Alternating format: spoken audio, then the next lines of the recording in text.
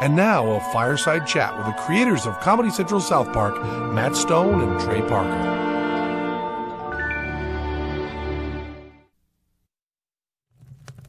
Hi, I'm Trey Parker. And I'm Matt Stone. And this here's Old Scratch. Say hi, old fella. We do a show called South Park. Matt and Trey, tell us a little bit about yourselves. Well, I met Matthew at the University of Colorado, where I was going to film school. I actually met him in beginning filmmaking class. I met him and found someone who could make me laugh, even when I felt like crying. Guys, who would you say are your role models? Well, I think I'd have to say my biggest role model is Matt. And I guess I'd have to say mine is Theodore Roosevelt for his work with the Rough Riders in the Spanish-American War. Matt and Trey, tell us about this episode. This episode is called Cartman Gets an Anal Probe, and it's our favorite episode. In it, Cal's baby brother Ike gets abducted by aliens, and Cartman has strange things implanted in his ass. I think that the reason that this episode is, well, Old Scratch's favorite anyway, is because it's the only episode that Matt and I animated completely by ourselves. You see, this was the pilot episode, done before we had a series, so Matt and I had to do the whole thing by ourselves. For several months, we were locked into a cold, dark, little room for long periods of time. You know, that Kick the Baby game looks like fun. Have you guys ever played it personally? Well, neither Trey or I have children. That's right. The only family we have is each other and Old Scratch here. We're not married yet. We can't even get dates. But the truth is, until we have children, we're not going to know whether or not we're going to kick them. You guys seem to write alien encounter material with a certain, knowledge.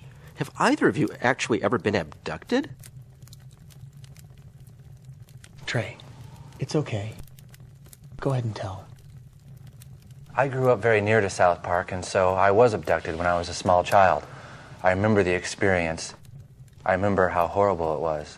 I remember too much.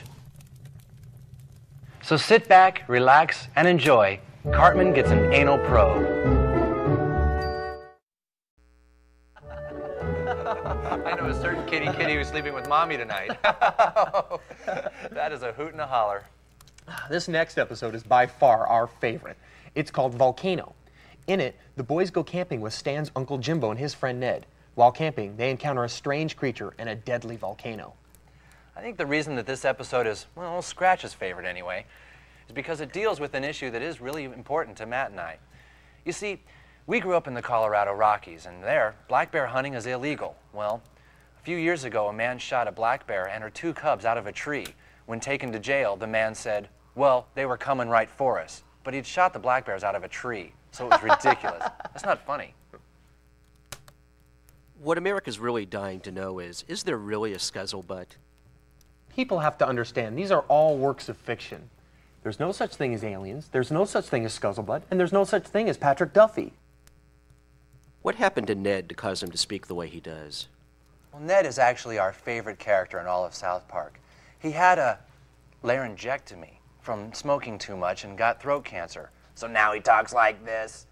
I guess we can all take a lesson from Ned. So sit back, relax, and enjoy Volcano. And now, a fireside chat with the creators of Comedy Central South Park, Matt Stone and Trey Parker.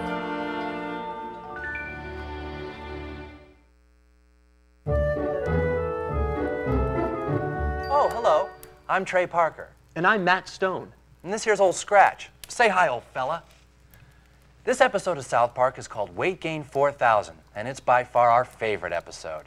It's all about Kathy Lee Gifford coming to South Park and Eric Cartman trying to beef himself up for the big day. Exactly how much weight does Eric Cartman gain in this episode? Well, after Eric Cartman starts eating the Weight Gain 4000, he gains 700 pounds. That makes him almost as heavy as Sally Struthers. Has Kathy Lee Gifford ever offended you in some fashion? Was she flattered by her depiction here? Well, we don't really care, because Kathy Lee Gifford is a very wonderful woman. Both Trey and I really, really respect her work with Regis. Guns and bullets seem to be a recurring theme in South Park. Have either of you ever killed anyone? I would never kill somebody, unless they pissed me off. Guys, why do you keep killing off poor Kenny? What did he ever do to you? Well, Kenny is definitely our favorite character. And even though he is our favorite character, we feel we have to kill him in every episode. And this is one of our favorite deaths in this one. How does someone create a show like South Park and remain as pure and wholesome as you both appear to be? You know, everyone thinks that in order to do South Park, we must be wild, crazy rock and roll stars. But the truth is, we're just wholesome middle American guys. We enjoy soda pop, baseball, and beating up old people just as much as anybody. So now sit back, relax, and enjoy Weight Gain 4000.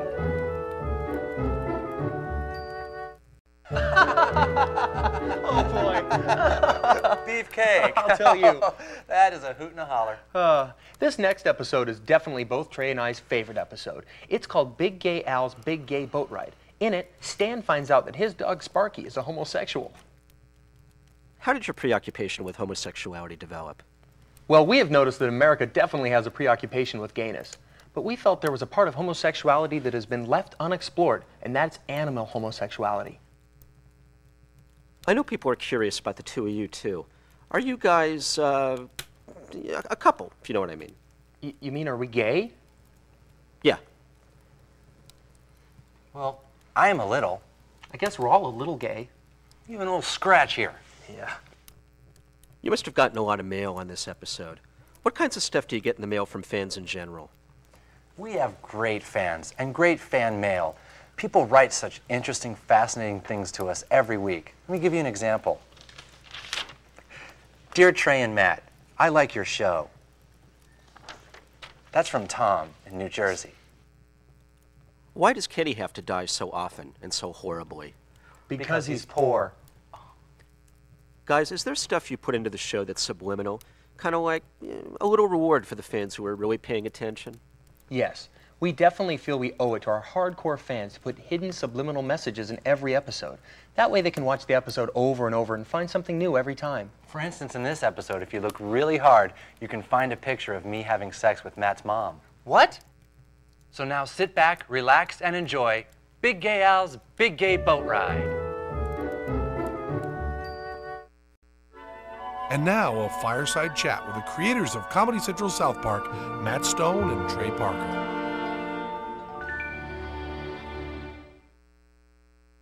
With the hidely-eye and the hidely-ay and the hidely-eye-lay. Hello, I'm Trey Parker. And I'm Matt Stone. And this is Old Scratch. Say hi, old fella. This episode is called An Elephant Fucks a Pig, but the networks had it changed to An Elephant Makes Love to a Pig, which is kind of silly because if an elephant was on top of a pig, it wouldn't be making love to it, it would be fucking it. Would you agree with the statement, this episode confirms that Matt Stone and Trey Parker are nothing but sick weirdos? You know, what is so sick and wrong about two beings sharing the most intimate of moments? That's what I want to know. Do you come at the gene splicing of DNA from personal experience?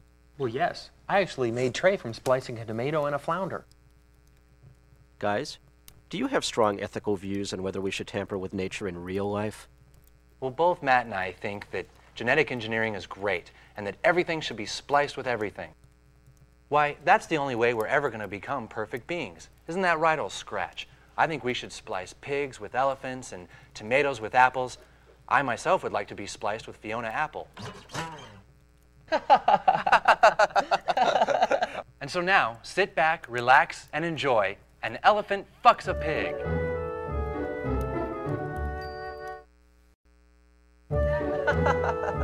Oh, jeez. You should get your bitch ass back in the kitchen and make me some pie.